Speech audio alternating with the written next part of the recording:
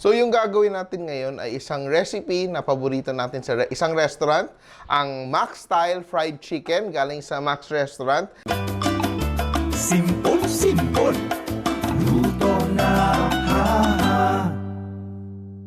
Hindi tayo gagamit ng whole chicken kasi pag gumamit tayo ng whole chicken, mas matagal siyang lutuin at mas aksaya siya sa oil. So yung gagamitin natin today ay chicken leg quarters lang. So meron akong 3 chicken leg quarters at i-marinate natin siya. So, hindi siya pwede dire-diretso. Kailangan ng konting time. So, ang gagamitin natin dito ay konting dato puti patis. So, yung patis ko, kailangan ko at least 2 tablespoons per chicken leg. So, 3 to 6 na tablespoons na dato puti patis yung gagamitin ko.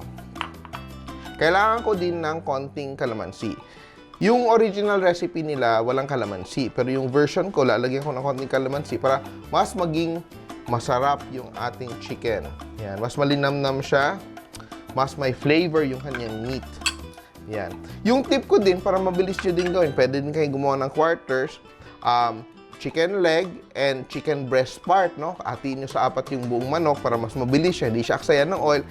Pag dinuto mo, sabay yung leg pag prito later at saka sabay yung breast chicken natin. And i-marinate natin siya at least 1 oras. Or for best results, yung gagawin natin is i-marinate natin siya overnight, no? Very simple marinade, dato patis and kalamansi lang. So meron akong pot dito ng hot water. Lalagyan ko siya ng bawang. So meron akong 4 pieces, 4 cloves of garlic. Smash ko siya ng konti. Isang maliit na onion, pinarter ko, bale hinati ko sa 4. Meron akong dahon ng laurel, mga 2 piraso, 3 piraso. Then, cracked black pepper. So, medyo malaki yung grano ng black pepper natin, hindi yung finong-fino. Crack siya. Then, lalagyan natin siya ng asin.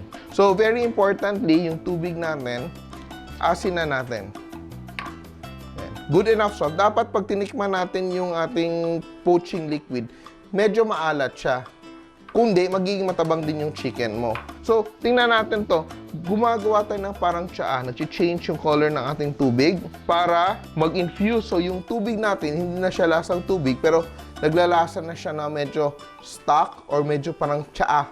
So, once napakula natin siya ng around 2 to 3 minutes, pwede na natin ilagay yung ating chicken. Ilalagay na natin siya sa ating poaching liquid. So ito, when you're using chicken pieces ganito, mas convenient siya kaysa gumamit ka na magluto ka ng buong manok. So it's very convenient to use. So we make sure that the chicken is submerged. We cook the chicken for around 12 to 15 minutes over medium fire. So mag-iinit lang tayo ng oil. So, after around 12 to 15 minutes, ready na yung ating chicken. Mas mabilis siya dahil naka-quarter siya. Pero if you're using a whole chicken, it will take you around 30 to 40 minutes na mag-poach sa kanya. So, the bigger the chicken, the longer the poaching. So, after that, tingnan mo ha, ilalabas na natin yung ating chicken. Tingnan natin ha. Look, hindi nag-break yung skin niya sa bone. Yun ang tamang luto niya.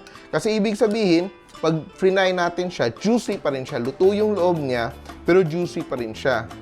Pero pag na-over natin ng boil, magiging very parang, alam mo yung kumakain ka ng manok, then medyo masapal na yung ating texture. Yun, na-overboil na rin yun siya. So, importante dito, palamigin natin, then yung skin niya, medyo matuyot ng konti. So, pwede natin ilagay in front of a electric fan, or kung gusto natin, iiwan lang natin siya room temperature, or i-chill natin siya. Ang key talaga for this is to make sure that wala nang moisture yung balat niya para pag prito natin, maging crispy siya. Kasi pag may moisture siya, may tubig-tubig pa yung ating skin, hindi siya magiging ganun ka-crispy. Ang ating oil, barely halfway, no? So, it's going to submerge. Paglagay natin ng chicken natin, tataas yung oil. Siguraduhin natin na hindi siya mag-overflow. Siguraduhin din natin na dry yung ating chicken as much as possible, walang moisture para hindi masyadong tumalsik yung ating oil. Okay? So, paano natin malaman yung ating oil is hot enough? Kukuha tayo ng konting rock salt because rock salt has a little bit of moisture. You just sprinkle a bit. And if it sizzles, ibig sabihin, it's hot enough kasi naprito yung salt natin with a little moisture. Pero pag ginamit natin yung fine salt, wala na talaga yung moisture. So, hindi mo malalaman. So, now we're ready to fry our chicken pieces. Again, when you put your chicken into the oil, outward. Yan. Para tumalsik doon outward, hindi tatalsik sa'yo. So, try to get it in. Yan. Adjust lang to be able to fit everything in the pan.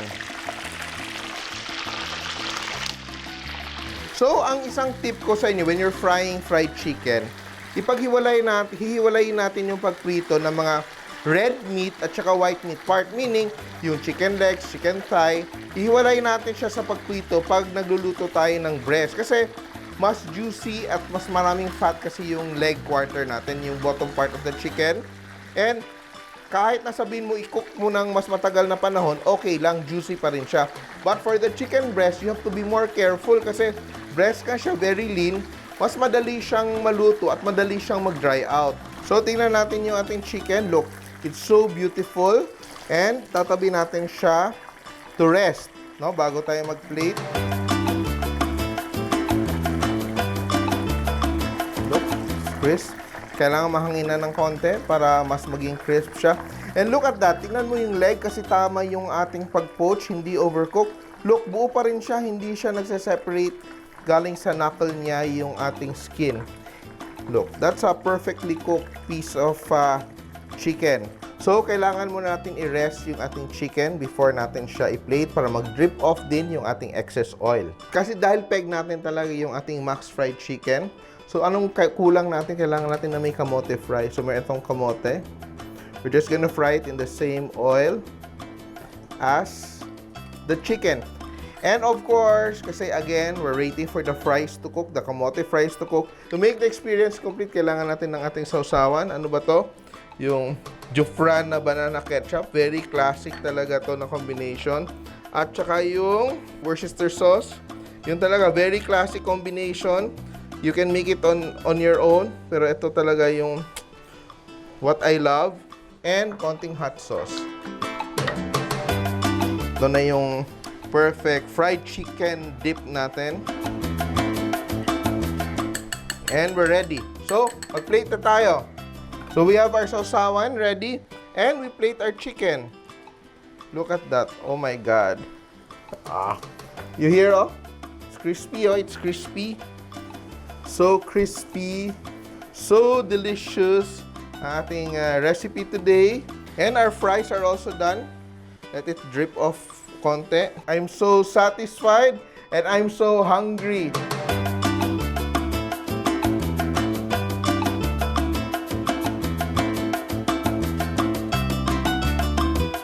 I'm sure everybody will love this. So beautiful, so crisp, but it's going to be so juicy inside.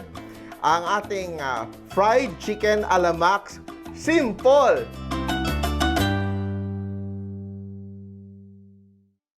Nagustuhan niyo ba ang video na to? Please share para lalong dumaming ating mga kasimple. And don't forget to subscribe to our Facebook, YouTube, and Instagram accounts.